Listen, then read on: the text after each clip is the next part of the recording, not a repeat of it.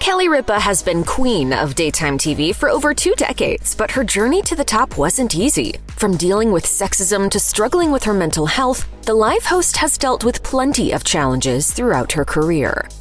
Kelly Ripa and her older sister Linda had quite the wholesome upbringing in their native New Jersey. The girls' parents, Joseph and Esther, also known as Essie, met at Cooper University Hospital and tied the knot in 1962. Joe worked as a bus driver, while Essie was a homemaker. Instead of trying to steer their kids down any particular path, they allowed them to discover their own passions. Kelly once gushed in a promo video for Cooper University Hospital. And they taught my sister and me to dream big.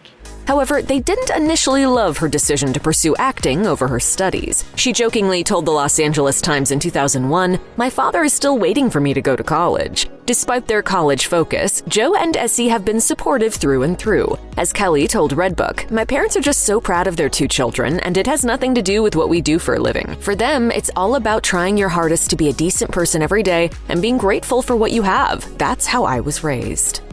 Esther Ripa wasn't big on enforcing household chores. Instead, her focus was on getting her daughters involved in the arts. In an interview with Good Housekeeping, Kelly joked that she didn't learn how to use a can opener until she moved out. Kelly explained, "She thought it would be better for us to have ballet lessons than do chores around the house." And so, while they focused on performing, their mom took care of the more mundane tasks, like preparing school lunches, but her efforts weren't always appreciated. During a 2023 episode of Live with Kelly and Mark, Kelly recalled that her mom used to make her cream cheese and grape jelly sandwiches on white toast. You truly haven't lived through the horror of a school lunch until you've had one of my Essie? As she explained, it wasn't the combination that bothered her. Rather, it was the fact that her mom liked to prepare the sandwich the night before, which made it mushy. She also had a habit of placing it in the fridge right next to a half-sliced onion. I would have an aromatic Any snack? cream cheese and jelly, onion-scented slime sandwich.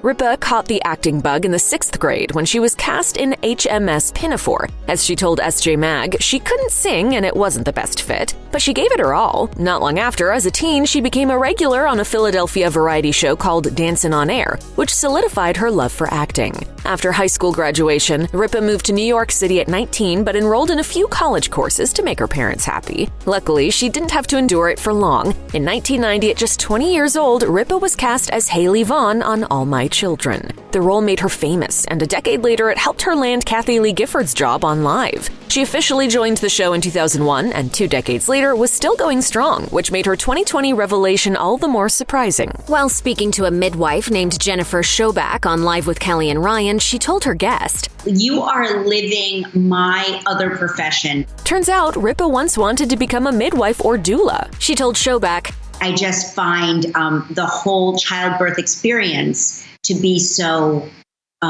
incredible and miraculous.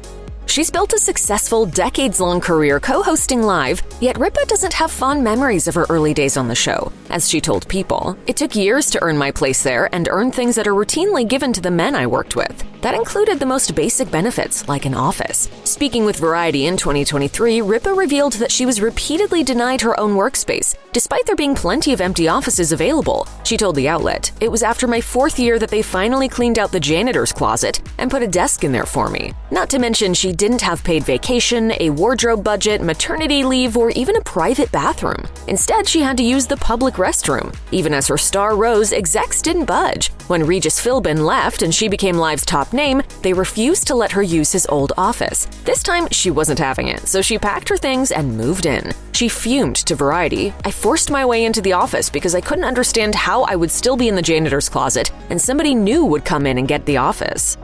Ripa's mom may have underscored the importance of the arts, but when her daughter decided to skip college and move to the Big Apple, she wasn't too pleased. Kelly told Elle, "She worried that I'd either get my heart broken or live under a bridge." And yet, when the budding young actor banked her first big paycheck, she used it to treat her mom to something special. On a 2024 episode of her Let's Talk Off Camera podcast, she revealed how she splurged on an unusual but sentimental gift for her mother. She explained, "My grandmother always had a piano. When my mom redecorated after my grandmother died, certain things just left the house. That included the piano they had grown up around. And so, once she had the means, she decided to fill that spot by buying her mom a white lacquer stand-up piano." Ripa nearly lost her sister and her unborn nephew in a horrific car accident in 1999. Linda was stopped at a light when a drunk driver hit her vehicle head-on. The terrifying crash left her with dozens of broken bones, and scariest of all, it broke her pelvis in such a way that it put her unborn son into a coma for 4 weeks. Linda, who was 7 months pregnant at the time, eventually gave birth to a healthy baby, but her ordeal was far from over. She was bedridden for nearly a year and could barely spend time with her son. 3 years on, Linda had undergone 7 operations and needed more. She told the New York Times in 2002, "I don't suspect I will be without pain the rest of my life." Her pain remained not only because of the severity of her injuries, but because the orthopedic surgeon who initially set her broken ankle botched the operation. In 2004, a jury ordered him to pay Linda $15 million for leaving her with a club foot and permanent nerve damage. Ultimately, the drunk driver was sentenced to 6 to 24 months in prison.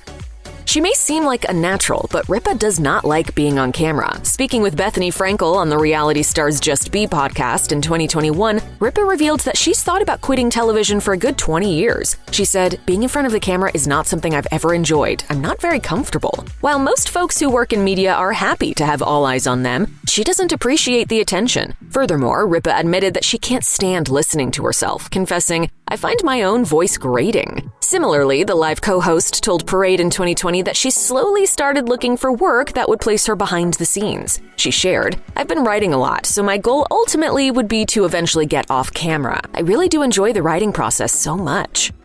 Another reason why Ripa has never felt comfortable on camera is that she struggles with severe social anxiety. As she wrote in her 2022 memoir, Live Wire, Long-Winded Short Stories, she's always felt awkward and ill at ease with the spotlight on her. She wrote in the book, "People think that because I'm an extrovert on television, I am one in real life. Surprise, that's why they call it acting." However, it wasn't until she turned 40 that she sought professional help. That's when, as she shared during a 2023 episode of her Let's Talk Off Camera podcast, a friend suggested she see a therapist. Ripa recalled, "My friend said, 'How are you?' and I started sobbing, and I wasn't entirely sure why. She said, 'I'm going to write down the name of my therapist.'" Ripa also spoke about her mental health journey with Washington Post Live in 2022, sharing, I really sought therapy as a way to sort of deal with the stress and learn how to manage my own anxiety. She's since learned to do so through breathing and meditation techniques, and by learning that there's no shame in failure. As Ripa explained, she would often ask herself, "Well, if you bomb, so then what?"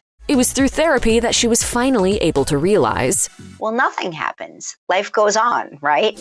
they're one of Hollywood's longest-lasting couples, but Ripa and Mark Consuelos have problems just like everyone else. In fact, Ripa noticed a big red flag at the very start of their marriage. As she told listeners of her Let's Talk Off Camera podcast in 2023, it was during their first week as a married couple that she realized Consuelos was, as she put it, insanely jealous. The newlyweds were having dinner at an Italian restaurant in Boston when her hubby let his true colors show. Kelly recalled, "The waiter was like a very cute old man. He's definitely in his 70s, if not 80s. He leaned down and he said, 'And for the principessa?' While she appreciated being called a princess and smiled, her partner was not impressed. She told Consuelos, who had joined her on the show, 'He walked away and you picked a horrible fight.' The actor admitted his shortcomings, but argued, 'Look, at age 25, I was pretty insane. I'm not jealous anymore.' Interestingly, Ripa once told Elle that she and Consuelos were like Lucille Ball and Desi Arnaz, and that she loved that. She explained, 'As much attention as Lucy got, Desi was always in charge. I was drawn to Mark because he was positively an alpha male.' There have been a lot of unflattering rumors about what Ripa is like as a professional partner. Indeed, Ripa and Michael Strahan's tense relationship made plenty of headlines after she was blindsided by his sudden 2016 exit from Live. Ripa disappeared from the show for a week, later telling Variety, 'I didn't kick up a fuss, it wasn't a big thing.' Rather, she said she simply needed time to cool off because she couldn't believe bosses hadn't bothered to tell her about Strahan's departure. Meanwhile, Strahan told the New York Times Magazine in 2020 that Ripa wasn't exactly a victim. He alleged she wasn't a team player and didn't want to hear his suggestions. He recalled, "One thing I tried to do is have a meeting every few weeks with her. After a few times, she reportedly refused to keep meeting." Strahan added, "It's selfish and I don't operate well under that." For her part, it wasn't the first time Ripa was kept in the dark about big decisions on the show. When Philbin announced his retirement on air, she had no idea it was coming. After his departure, Philbin alleged they never spoke again and told Larry King, "She got very offended when I left." Sharing her side of the story, she told people that simply wasn't true. "I was steadfast in my attempt at communication. You can't make a person befriend you."